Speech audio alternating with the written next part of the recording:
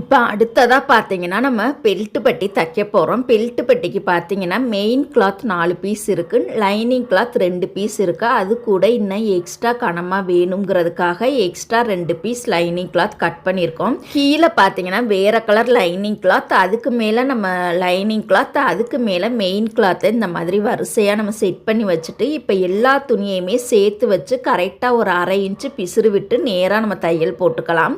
இப்போ நல்ல பக்கம் பார்த்தீங்கன்னா லைனிங் கிளாத்தும் மெயின் கிளாத்தும் சேர்த்து ரைட் சைடு வர்ற மாதிரி ஒரு படிமான தையல் போட்டுட்டு இந்த பகுதியை நம்ம நல்ல பக்கமாக திருப்பி ஒரு படிமான தையல் ஓரத்துலேயே நம்ம போட்டுக்கலாம்.